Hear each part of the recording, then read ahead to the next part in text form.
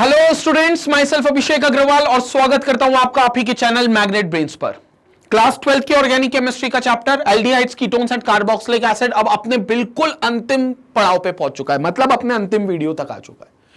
ये वीडियो में हम लोग बात करेंगे यूजेस ऑफ कार्बोक्सिलिक एसिड की। सबसे लास्ट चीज है जो कार्बोक्सिलिक एसिड के बारे में जानना बट इंपॉर्टेंट है, क्योंकि कार्बोक्सिलिक एसिड के आप डिफरेंट यूजेस कई जगह पर देखोगे। जैसे आपको मैं एक यूज बहुत इंपॉर्टेंटली बता देता हूं, जितने भी प्रिजर्वेटिव्स होते हैं, फूड प्रिजर्वेटिव्स, उसमें कहीं ना कहीं आप कार्बोक्सिलिक एसिड का इस्तेमाल करते हो। जैसे भैया पिकल्स हो गए, सॉस हो गया, इनमें जो आप देखते हो कि डिफरेंट फूड प्रिजर्वेटिव्स वो लोग लिखते हैं कि हमने ये फूड प्रिजर्वेटिव्स मिलाए इसमें, ताकि वो लंबे समय तक खाना चले और वो खाना रेंसिड ना हो जाए। वो जो फूड मटेरियल है वो ऑक्सीडाइज होकर रेंसिड ना हो जाए, तो रेंसिडिटी से बचाने के लिए आप उसमें फूड प्रिजर्वेटिव डालते हो, वो कार्बोक्सिलिक एसिड का ही होता है। क्लियर हो गया? उसमें विनेगर का सबसे ज्यादा कंटेंट होता है, एसिटिक एसिड, तो वो एक एज अ फूड प्रिजर्वेटिव इस्तेमाल होता है। तो ऐसे इसके अलावा और भी कई यूजेस हैं, उन सारे यूजेस की हम इस अपने अंतिम वीडियो में चर्चा करते हैं। तो आइए देखते हैं यूजेस ऑफ कार्बोक्सिलिक एसिड, जिसमें अब सबसे पहला यूज जो आएगा आपको वो आएगा मीथेनोइक एसिड का, HCOOH। अब मैं आपको बताता हूं मीथेनोइक एसिड का नाम, जैसे कि हम पहले भी देख चुके हैं, वो इसलिए पढ़ा है क्योंकि मीथेनोइक एसिड को हम फॉर्मिक एसिड बोलते थे, जो कि फॉर्मिके से बना है, और फॉर्मिके का मतलब होता है रेड एंट, लाल चींटी। तो लाल चींटी का जो डंक होता है, लाल चींटी जब आपको काट लेती है तो जो इचिंग सेंसेशन होता है वो इसलिए होता है क्योंकि वो आपके स्किन में या आपकी बॉडी में अपना मीथेनोइक एसिड इंजेक्ट कर देती है, तो उतना एरिया स्वेलअप भी हो जाता है उस एसिड की वजह से। या बी स्टिंग, मधुमक्खी के काटने से आप मीथेनोइक एसिड आपकी बॉडी में इंजेक्ट होता है, तो वो एक अच्छे सोर्स माने जाते हैं मीथेनोइक, और इसलिए उस जो मीथेनोइक एसिड है वो फॉर्मिक एसिड उनके नाम के ऊपर बोला जाता है। अब उसका यूज क्या है? It is use in rubber, textile, dyeing, leather and electroplating industries. तो इन सभी इंडस्ट्रीज में यूज किया जाता है, rubber, textile, dyeing industries, electroplating industries, इन सब में, लेदर बनाने में आप इन सब में क्या करते हो? मीथेनोइक एसिड को यूज करते हो। देन एसिटिक एसिड, एक तो फूड प्रिजर्वेटिव में तो यूज होता है, उसके अलावा it is use as a solvent and as vinegar in food industry.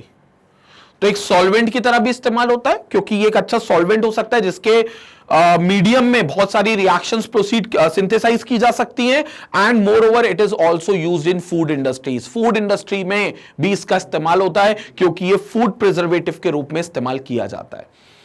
Esters of benzoic acid are used in perfumery. जो ईस्टर्स होते हैं बेंजोइक एसिड के, जैसे सोडियम बेंजोएट हो गया, पोटेशियम बेंजोएट हो गया, ये परफ्यूमरी में भी इस्तेमाल करे जाते हैं because of their high fragrance. क्योंकि हमें पता है esters are fruity smelling substances, like उनकी बहुत खुशबूदार, उनके अंदर बहुत अच्छी महक होती है।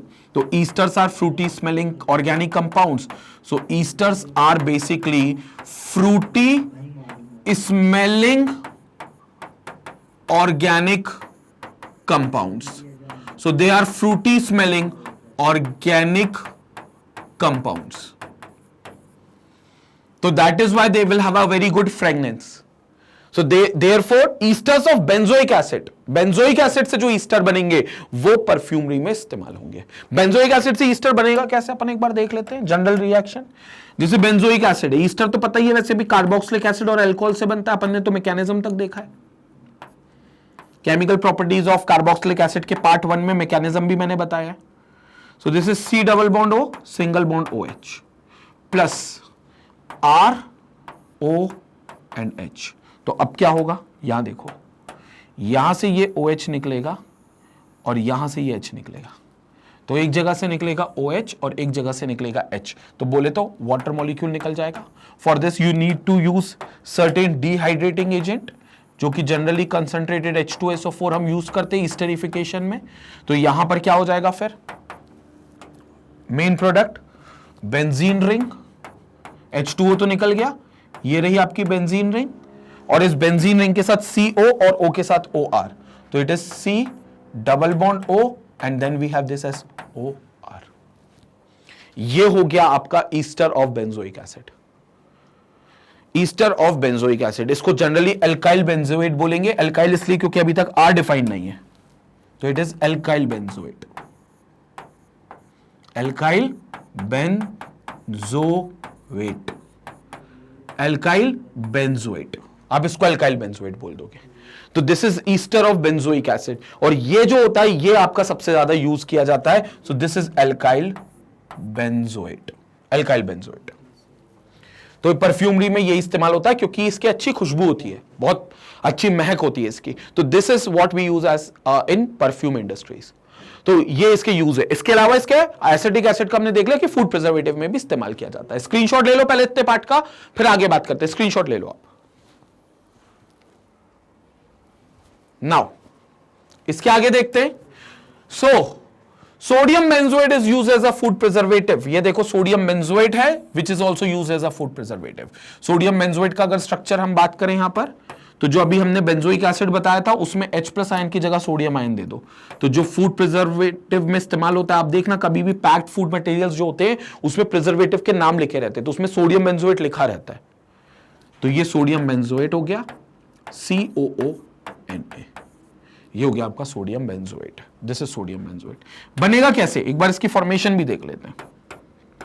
बेंजोइक एसिड को उठाओ, क्योंकि सोडियम बेंजोएट तो सॉल्ट हो गया, तो एसिड की रिएक्शन बेस से करानी पड़ेगी। तो C double bond O, single bond OH,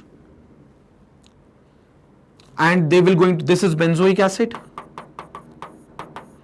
this is benzoic acid, so it will going to react with a base which is NaOH। तो NaOH के साथ रिएक्शन करा देते हैं। तो क्या होगा, यहां से H जाएगा, यहां से OH जाएगा, तो क्या बन जाएगा यहां पर फिर, this is benzene ring, C double bond O, इसके पास एक O बचा है और उसकी बॉन्डिंग Na से, तो ONA along with water molecule H2O। तो ये हो गया आपका sodium benzoate.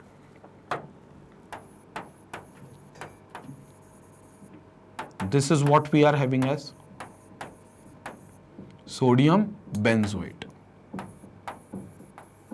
This is what we are having as sodium benzoate. तो ये हो गया आपका सोडियम बेंजोएट। ये जो जितने भी फूड मटेरियल्स यहां पर आपको दिखे, इन सब में प्रिजर्वेटिव का काम यही सोडियम बेंजोएट करता है, यही करता है।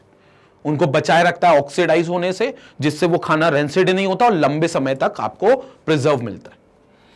मोरओवर उसके आगे के यूजेस को अगर हम देखें तो higher fatty acids, carboxylic acid के जो हाइयर फैटी एसिड्स है, C17H35COOH, C19H37COH, तो मतलब वो जो फैटी एसिड है 17 कार्बन, 15 कार्बन, 19 कार्बन के, they are used for the manufacturing of soaps and detergents. तो वो सोप और डिटर्जेंट बनाने के लिए इस्तेमाल होते हैं। सपोनिफिकेशन रिएक्शन हमने पढ़ी है, तो उसमें जो फैटी एसिड्स होते हैं, स्टेरिक एसिड और ये सारे एसिड्स, ये सोप और डिटर्जेंट बनाने में इस्तेमाल होते हैं। तो they are used in the manufacturing of soaps and detergents. तो फैटी एसिड्स होते हैं, हालांकि कार्बोक्सिलिक एसिड्स जो होते हैं वो सोप बनाते हैं, और जो सल्फोनिक एसिड्स होते हैं वो डिटर्जेंट्स बनाते हैं। तो मेनली हम ये कह सकते हैं कि हायर फैटी एसिड्स जो होंगे वो सोप बनाने में इस्तेमाल होंगे। सोप एंड डिटर्जेंट्स हम ऑलरेडी 10th क्लास में पढ़े, वहां पर हमने देखा था कि कार्बोक्सिलिक एसिड जो था वो फैटी था। अच्छा, उसको फैटी बोलते क्यों है, क्योंकि बड़ी कार्बन की चेन होती है उसके पास, 17 कार्बन, 15 कार्बन, 18 कार्बन, 19 कार्बन, इतनी बड़ी चेन होती है, तो इसलिए वो फैटी एसिड की चेन मानी जाती है, मोटी एसिड की चेन मानी जाती है, जिससे सोप बनता है। Then hexane dioic acid, hexane dioic acid को एडिपिक एसिड भी बोलते हैं, like it is termed as adipic acid, जो कि नाइलॉन 66, जो एक फाइबर होता है नाइलॉन 66, उस नाइलॉन 66 को बनाने में इस्तेमाल किया जाता है। इट्स अ पॉलीमर, जो फैब्रिक होता है एक पर्टिकुलर टाइप का, जो कि एक पॉलीमर की कैटेगरी में आता है। नाइलॉन 66, उसको बनाने के लिए भी आप हेक्सेन डायोइक एसिड को इस्तेमाल करते हो। Remember, hexane dioic acid is also called as adipic acid, तो आप एडिपिक एसिड का इस्तेमाल करते हो। This is an adipic acid which is being used there, so that is an adipic acid. तो वो एडिपिक एसिड में आप इस्तेमाल करते हो, नाइलॉन 66 की मैन्युफैक्चरिंग में एडिपिक एसिड इस्तेमाल करते हो। मैं बताता हूं नाइलॉन 66 कैसे मैन्युफैक्चर होता है, वो भी बताता हूं। हालांकि पॉलीमर नाम के चैप्टर में इसकी मैन्युफैक्चरिंग है, लेकिन वो अभी भी बता देता हूं क्योंकि उसके यूज में आ रहा है, तो मैं बता देता हूं, लेकिन उसके लिए पहले आपको स्क्रीनशॉट लेना पड़ेगा ताकि ये पार्ट मैं इरेज कर सकूं। स्क्रीनशॉट लो आप।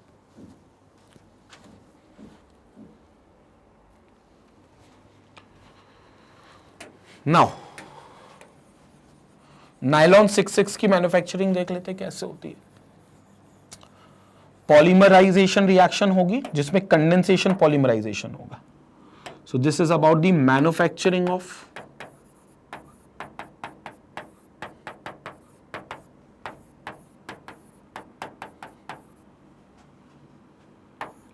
नायलॉन 6,6। इसको नायलॉन 6,6 क्यों बोला जाता है? What does this 6,6 denotes? क्योंकि ये दो मोनोमर से बनता है, दो मोनोमर कंडेंस होते हैं और फिर वो पॉलीमर बनाते हैं, और जो दोनों मोनोमर होते हैं उनमें 6-6 कार्बन होते हैं, दोनों मोनोमर में 6-6 कार्बन होते हैं। तो ये जो 6-6 लिखा है ये 6 कार्बन को डिनोट करने के लिए लिखा है। कैसे? पहला मोनोमर होता है हेक्सामिथिलीन डायमीन। हेक्सामिथिलीन डायमीन मतलब CH2 6 होंगे, like it will have CH2 6, then we have this as NH2 and this is also NH2. This is called hexamethyl diamine. इसको आप कह सकते हो this is hexamethyl diamine, hexamethyl diamine. अब इसकी रिएक्शन आप करो एडिपिक एसिड के साथ,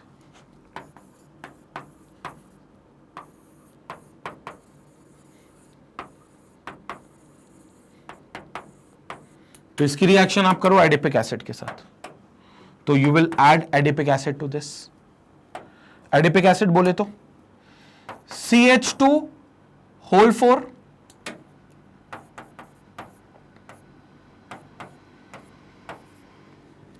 and this side will have terminal position COH and at this side also we have COOH. This is what you have as an adipic acid. ये adipic acid हो गया, ये आपका एडिपिक एसिड हो गया। So this is adipic acid, तो ये आपका एडिपिक एसिड हो गया। ये है कार्बोक्सिलिक एसिड और 6 कार्बन का, ये भी 4 कार्बन तो मिथिलीन पार्ट पे मिल गए और 2-2 कार्बन आपको कार्बोक्सिलिक पार्ट पे मिल गए, तो टोटल 6, और इसमें तो लिखा ही है 6 कार्बन हेक्सामिथिलीन डायमीन। अब ये दोनों कंडेंस होंगे यानी कि दोनों एक दूसरे के साथ फ्यूज होंगे with the elimination of simple molecule, और वो सिंपल मॉलिक्यूल जनरली होता है वाटर। तो यहां से निकलेगा H और यहां से निकलेगा OH। इधर भी इससे में H आएगा, तो यहां पर NH2 को मैं थोड़ा सा ऐसा लिख देता हूं, like this is N then this is H bond H। तो यहां पर भी आपका ये H निकलेगा और यहां से भी यहां इधर वाला OH निकलेगा, क्योंकि और भी मोनोमर्स होंगे ना, तो वो मोनोमर्स होते जाएंगे और मिलकर ये वाटर मॉलिक्यूल निकालेंगे। So water molecule will be liberated -H2O and this reaction will undergo polymerization. This is what we called as polymerization. So this is polymerization, और पॉलीमराइज होकर ये नाइलॉन 6,6 बना लेंगे। How it will be structured, जैसे यहां पर रह गया NH CH2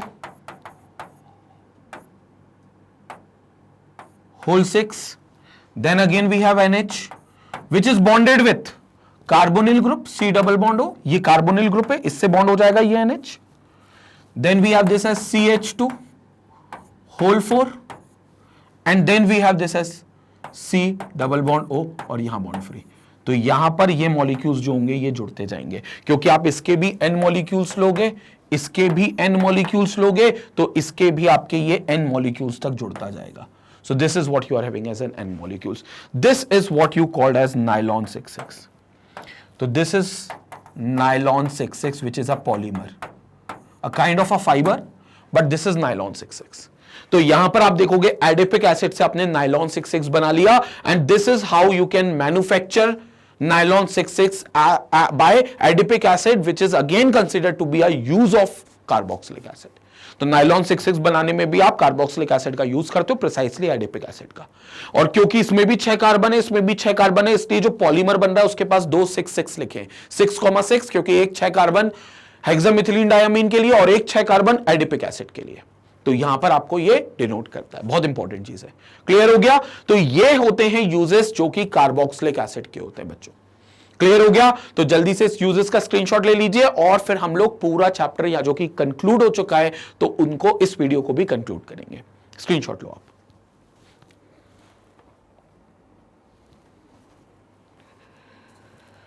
तो स्टूडेंट ये था हमारा पूरा चैप्टर जिसमें हम लोगों ने aldehydes, ketones and carboxylic acid की दिल खोल के चर्चा की है।